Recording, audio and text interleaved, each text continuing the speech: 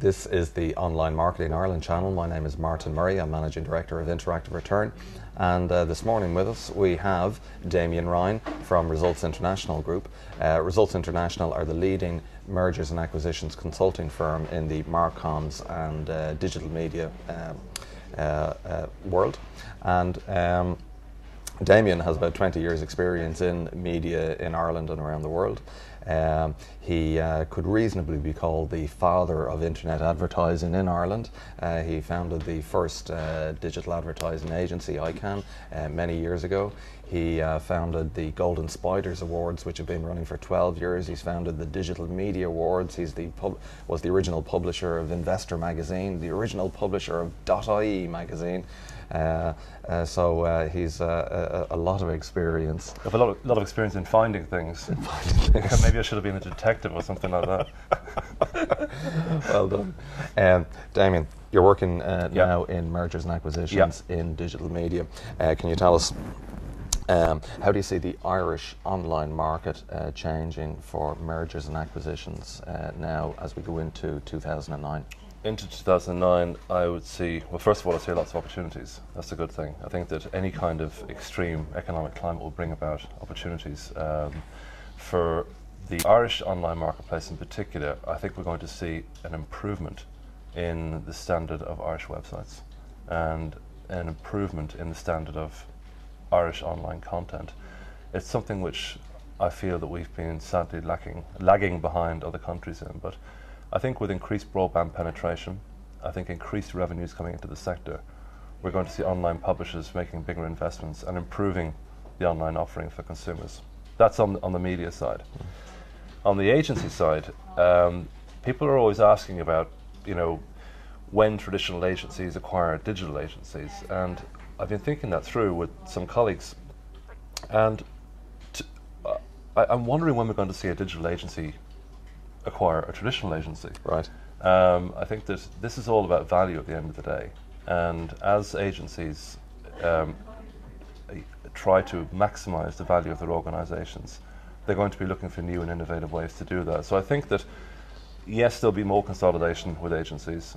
There are certainly no shortage of players from both the traditional and the digital camps fighting and competing for the same pieces of business. But don't be surprised if it's going to be the other way around, that we might actually have a headline on a website or even the newspaper one day saying, here is a digital agency that has acquired a traditional agency. Wow, that's amazing. We're hearing every day about the banking crisis, the credit crunch. How's that going to affect M&A activity? Certainly in relation to the marketing space and the communication space where we operate, I think we're going to see, certainly on the client side, we're going to see pay freezes. We're going to see a tightening of budgets. A survey that we just completed with our friends in Atomic and the Advertisers Association of Ireland revealed that 2/3 of Irish marketers are saying that their budgets will either remain static or decrease in 2009. In terms of M&A, again, I think we'll see consolidation. For agencies that have got the more well-grounded relationship with clients, I think that they're probably going to be in a better position than the smaller agencies. So it's a good time for smaller agencies to perhaps be opening up conversations with larger agencies and vice versa. But above all, I think that the main priority for agencies should be to work with their clients to find ways to keep that spend moving along in 2009. Where mergers and acquisitions do happen, perhaps between traditional marketing advertising agencies and digital agencies, there can be conflicts there. What's your recommendations for making those mergers work? Understand where the value is, first of all, and I think understand the roles. Sellers, people who are selling their agencies, are driven by price, and you can't blame them for that. Their role has been very much in the past and in the current. It's been about perhaps founding the agency. I nearly said finding the agency, but I think we dealt with that one earlier.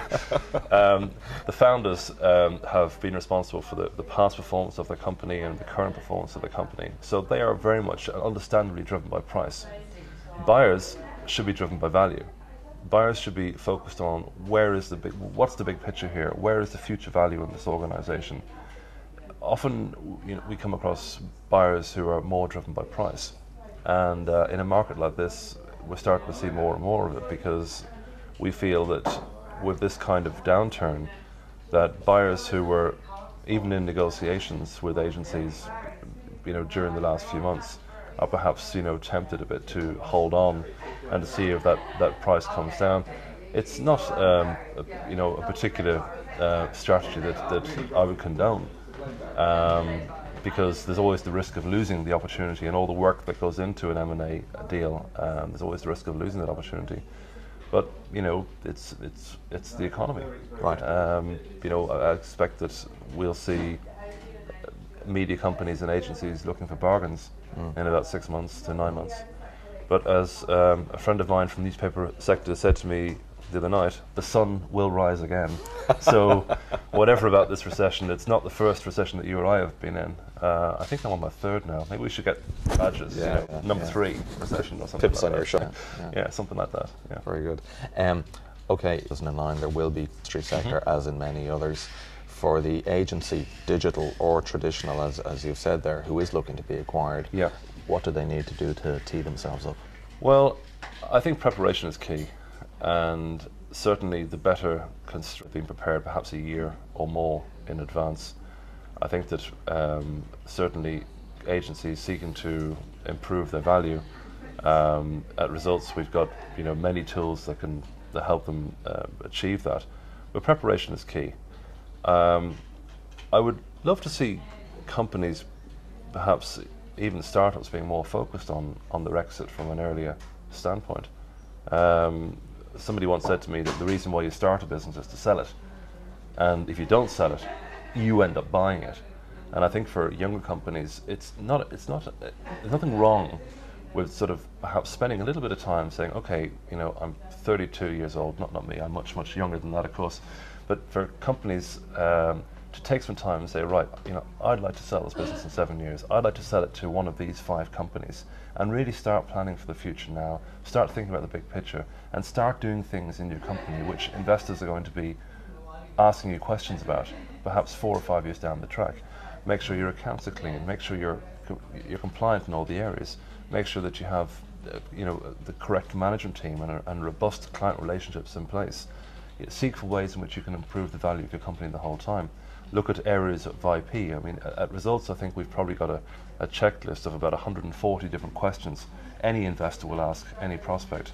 And I think for anybody who wants to have a chat with me about that, I'm more than happy to spend some time on I that. take your point. Setting up a business, Yeah. actually with a view to selling it down the road, is Yeah. something that we're maybe not very experienced No, we're at not. here. No, we're not. I was talking to a lady in California about 2 weeks ago who set up her business. 6 months later, she was talking to Google about selling the business to Google. Right. And 6 months after that, she sold the business to Google 1 year after she'd set up. Well, what's wrong with that? Absolutely. There we go. I mean, there seems to be that, I think that as we move in a faster and faster type society, there's nothing to say that we won't see a contraction of time as well in the M&A space. I think typically, though, that companies that are less than 3 years old, we find that they're still very much in their formative stages, and it does take time to work things out. I mean, the first year is all terribly exciting and nervous, and lots of smaller mistakes are made. The second year, you tend to see a bit of a calming down. The third year is when you start to see a bit of a surge as the business becomes better at its product or better at its service. After that bit of time between maybe 3 years old and 8 years old, which I've heard being called the crocodile pit, where the company should be experiencing growth in that period of time. But it's a time when companies can get perhaps snapped up a little bit. Sure. As well. Yeah. If there is an optimal time for selling a business, I think that probably 6-7 years, that kind of time frame. But as you say, the world's becoming a faster place. Very good. Damian Ryan, your book, Understanding Digital Marketing, is going to be on the shelves in January 2009. Co-written by with myself and Calvin Jones. Calvin Jones, very and good. if I don't mention Calvin Jones at least 3 times, Calvin Jones, Calvin Jones, he'll have my guts for garters. Okay, and it can currently be pre-ordered on Amazon. Yeah, Understanding Digital Marketing should be there, and the website obviously will be live next month, and that's going to be called and this is an exclusive for your channel, Martin. Excellent. This will be called understandingdigital.com. Excellent. Damian, thank you very much. Thanks, Martin.